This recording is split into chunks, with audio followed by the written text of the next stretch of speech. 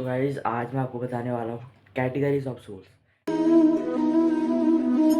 तो शांति friends, welcome back to my new vlog. And अभी टाइम हो रहा है 3:09 एंड अभी मैं मेडिटेशन कर रहा हूँ। तो कल वाले व्लॉग में हुआ क्या, मैंने आपको बताया कि नहीं टाइम, बिकॉज हुआ क्या, मैं रात को सोया एंड फिर 12 बजे मेडिटेशन करने के लिए उठ गया। तो फिर मैंने सोचा कि कोई बात नहीं, अब चलो उठ ही गए तो उठ ही जाते हैं। फिर इस वजह से मैंने आपको कुछ टाइम में बताया नहीं। वैसे मैं भी सोच में पड़ गया था कि मतलब अभी सोया एंड एकदम से 12 बजे कैसे उठ गया हूँ, वही चीज़ मेरे साथ हुई। चलिए कोई बात नहीं, होता है सबके साथ। एंड क्या कहते हैं, चलिए आपको फिर सुबह मिलते हैं। तो गाइज आज मैं आपको बताने वाला हूँ कैटेगरीज ऑफ सोल्स, कितने प्रकार की आत्माएं होती है। देखिए, पहले प्रकार की आत्मा होती है पाप आत्मा, जो सबसे नीचे से स्टार्ट होती है एंड उनने अपने लाइफ में बहुत ज़्यादा पाप किए होते हैं। और उसके बाद आती है पुण्य आत्मा, जिन उनसे ऊपर आती है पुण्य आत्मा, जिनने अपने कर्मों में बहुत पुण्य किए हैं, अपने कर्मों द्वारा बहुत पुण्य काम किए हैं। और उसके ऊपर थोड़े से ऊपर आती हैं महान आत्मा, जिन्हें हम महात्मा भी कहते हैं।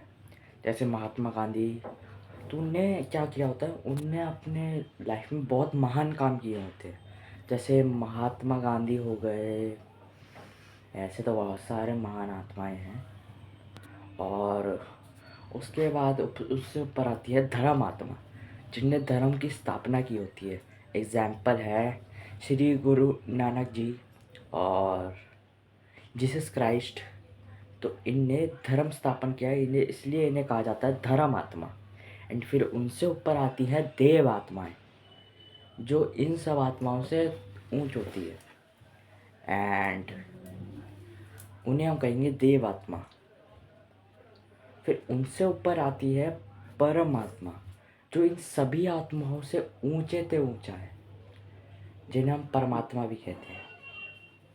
और वो इन सभी आत्माओं के पिता है, इन सभी आत्माओं से ऊंच है और वो सभी आत्माओं के पिता है, इसलिए हम उन्हें कहते हैं परमात्मा। बाकी आत्माओं के नाम के आगे परम नहीं लगता, इनके नाम के आगे परम लगता है, क्योंकि ये ऊंचे से ऊंचे हैं, इसलिए हम इन्हें कहते हैं परमात्मा। एंड अगर क्या कहते हैं, परमात्मा को अपना ज्ञान सुनाने के लिए किन आत्माओं की ज़रूरत पड़ेगी, आप मुझे कमेंट करके ज़रूर बताओ कि क्या कहते हैं, पाप आत्मा की, पुण्य आत्मा की, या फिर महात्मा की, महान आत्माओं की, या फिर धर्म आत्माओं की, या फिर देव आत्माओं की। अगर मैं बताऊं तो इन्हें, परमात्मा को देव आत्माएं अपना ज्ञान सुनाने के लिए ज़रूरी होंगी, क्योंकि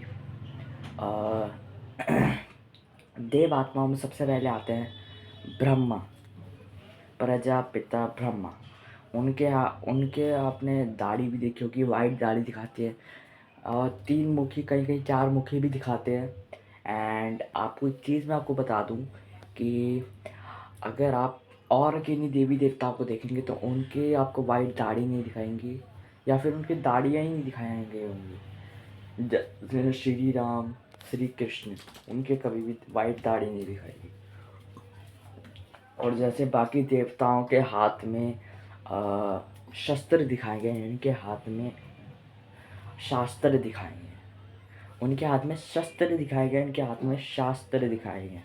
अब वो कैसे, अब किस तरीके से, देखिए, सबसे पहले इनके हाथ में पुष्प दिखाया गया है, जो प्रतीक है कि इन्होंने अपना जीवन पुष्प समान बनाया है, पवित्र पुष्प समान बनाया है। एंड उसके बाद आता है इनके हाथ में शास्त्र दिखाया हुआ, कि इनने जो भी ज्ञान परमात्मा से लिया वो अपने अंदर धारण किया, और उनके पास भी बहुत ज़्यादा ज्ञान है। और उसी तरह आपको एक कमंडल दिखाया जाता है, जिसमें इनने, इनका ज्ञान रूपी कमंडल है, जिसमें इनने ज्ञान ज्ञान भरा, वो है ज्ञान रूपी कमंडल। एंड उसके बाद दिखाया जाता है एक माला। उसका मीनिंग तो मुझे नहीं पता, बट इन तीनों मीनिंग से मुझे समझ आया है कि इन्हें क्यों चुना और परमात्मा ने इन्हें ही क्यों चुना, क्योंकि यह जो आत्मा है, जो प्रजापिता ब्रह्मा के रूप में जो आत्मा है, वो ज़्यादा एक्सपीरियंस है हमारे द्वारा, क्योंकि उनने बहुत ज़्यादा एक्सपीरियंस किया है पवित्रता रहने की, तो उन्हें ही इम्पोर्टेंट थी यह आत्मा प्रजापिता ब्रह्मा।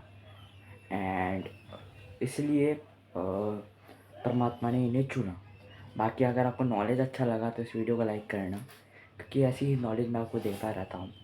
बाकी अभी तो हम चलते हैं, देख इधर बाद मिलता हूँ। ये तो नॉलेज मैंने आपको बता दी, चलिए आपको थोड़ी देर बाद मिलते हैं। वैसे इस ब्लॉग को मैं यहीं एंड करता हूँ। एंड अगर आपको ब्लॉग पसंद आया तो इस वीडियो को लाइक करना एंड मेरे चैनल को सब्सक्राइब करना। मैं मिलता हूँ अपने नए ब्लॉग के साथ, तब तक के लिए ओम शांति।